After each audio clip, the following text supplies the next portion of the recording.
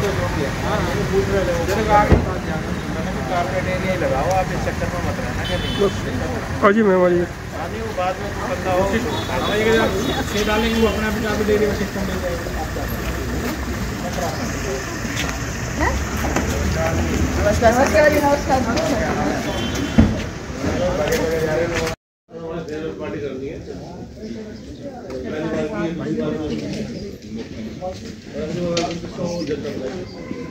ये सदन की कोई गरिमा नहीं है क्या?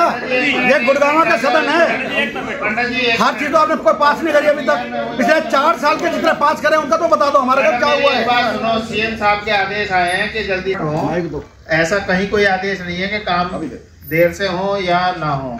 जिस तरीके से असंतोष पार्षदों के अंदर है वो असंतोष भी आपको देखना पड़ेगा, नंबर 1। नंबर 2, पहले भी एक दफ़ा पिछले बारों की भी बात हुई है कि बजट की मीटिंग से पहले एक डिटेल्ड बजट जो है पार्षदों को कम से कम 1 हफ्ते पहले तो भेजें, जिसको उसको डिस्कस करके वो आपसे बात तो कुछ कर सकें।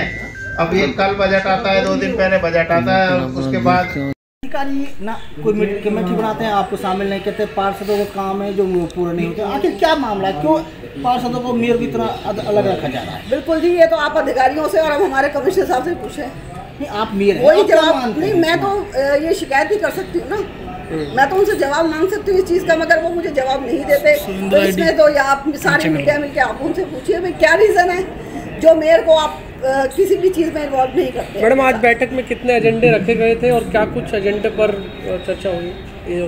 अभी आपने बीच में से ही बुला लिया, अभी कुछ एजेंडे हुए हैं क्योंकि हमने पीछे से भी पार्षद ले रहे हैं 35 से और 1 नंबर से, तो अभी 4-5 पार्षद ही हुए हैं जिनके जो मुद्दे हुए हैं उस पर काफ़ी बहस भी है, जिसमें लाइट के भी हैं, शीवर के भी हैं, पानी के भी हैं, तो पूरे शहर से रिलेटेड हैं। मेयर जी, ऐसा तो नहीं है आप राव इंद्रजीत की समर्थक मेयर हैं इसलिए अधिकारी आपकी बात नहीं मानते? नहीं जी, ऐसा कुछ नहीं है जी। राव इंद्रजीत जी पूरे भारतीय जनता पार्टी से में मिल चुके हैं और उनको हर जगह हर चीज़ का वो मिल रहा है, ऐसा कुछ नहीं है क्योंकि हम भारतीय जनता पार्टी से हैं। भारतीय जनता पार्टी का अब ये तो हमारे अधिकारियों ने कर रखा है ना, इसमें भारतीय जनता पार्टी कहाँ से आ गई? मैडम ये बताइए आप, राव इंद्रजीत जी कहाँ से आ गए इसमें? ये हमारे अधिकारियों की कमी है, ये इन्हीं का ही लेखा जोखा है जो आपस में मिलके गुट्टी बना के ये चीज़ें करते हैं। तो ऐसे अधिकारियों को मैं अपनी सरकार से अपील करना चाहूँगी, अपने सीएम मनोहर खट्टर जी से, अपने सांसद राव इंद्रजीत जी से, कि ये ऐसे अधिकारियों को कृपा करके गुड़गांव में ना भेजा जाए जो इस तरीके की राजनीति करते हैं। हर बार सदन की बैठक में मुद्दे उठते हैं, पार्षद भी कह रहे हैं कि हम जो भी एजेंडे पहले रखते हैं वही पूरे नहीं हुए, अब अलग अलग एजेंडे कहाँ से रखेंगे? तो क्या लगता है कि जो एजेंडे रखे जाते हैं क्या उन पर काम होते हैं या नहीं होते?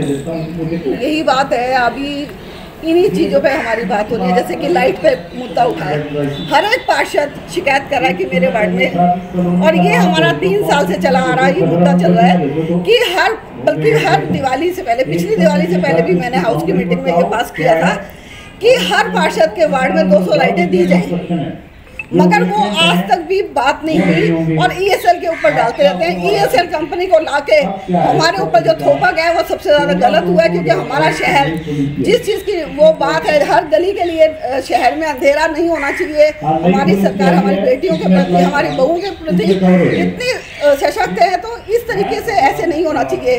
क्योंकि जो भी अधिकारी इसमें घोलमेल कर रहे हैं, कृपा करके हमारी सरकार, हमारे सीएम मनोहर खट्टर जी और सांसद जी, ऐसे अधिकारी को यहाँ से हटाया जाए।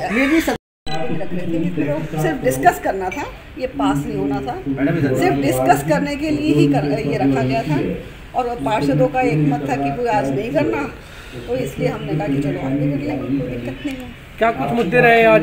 और 50 करोड़ के घोटाले का सीएनडी वेस्ट मामला भी उठा और भी अन्य कई मामले उठे।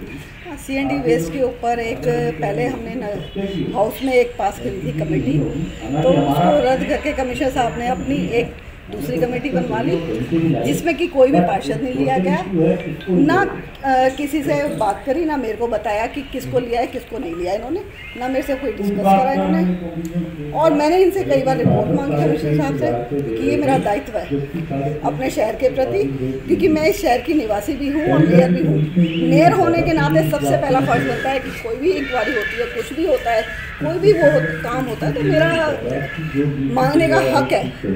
तो मैंने कमिश्नर साहब को इस चीज़ का कई बार रिप्लाई मांगा कि भी आपने भेजा क्यों नहीं, तो उन्होंने कुछ एक्सक्यूज दे दी। लगाते हैं कि अधिकारी काम नहीं करते, अब बीच में प्रेस कॉन्फ्रेंस करके आप ये मुद्दा क्यों नहीं उठाते? आखिर बैठक में ये मुद्दे क्यों उठते हैं बीच और जनता के बीच में, या और अन्य क्यों नहीं उठाते इन मुद्दों को? बैठक में ऐसा क्या है? देखो जी, हमारा हाउस जो है सबसे बड़ी पावर है। जब इस पावर में ही काम नहीं कर पा रही है तो एक कॉन्फ्रेंस करके क्या काम ले लेंगे?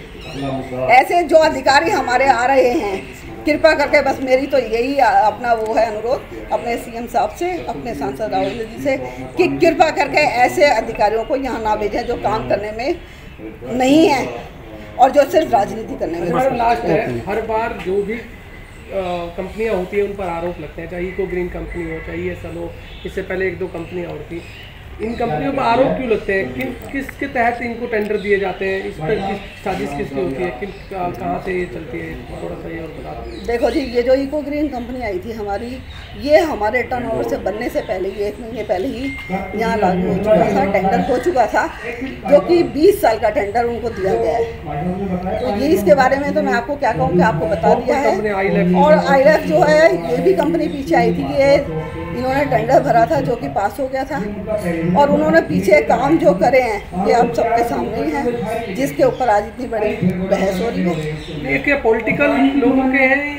ये चीज़ मैं नहीं जानती। काम तो लेना है ना, काम को रोकना नहीं है।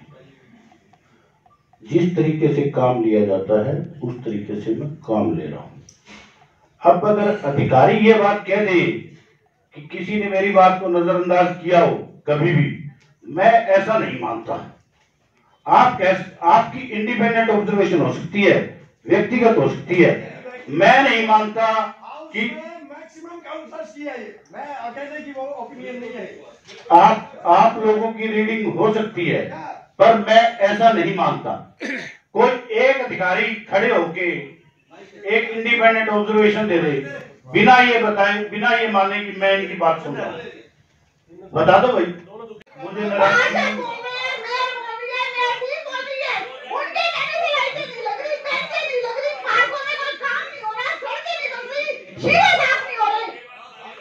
ऐसा देखो,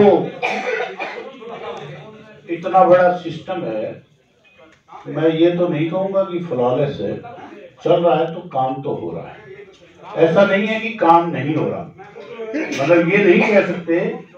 अगर आपकी बात को कोई वेटेज नहीं दे रहे अधिकारी, कान पे छूने लगेगी। 4 महीने से भाई ने बढ़िया क्या कर रहे हैं आप? वीरेंद्र जी, आपने आते कोई टाइम लिमिट नहीं मैडम, जो मेरे को जो रिपोर्ट दी है, और मैं ना इसमें मैं स्वयं भी मैं देख के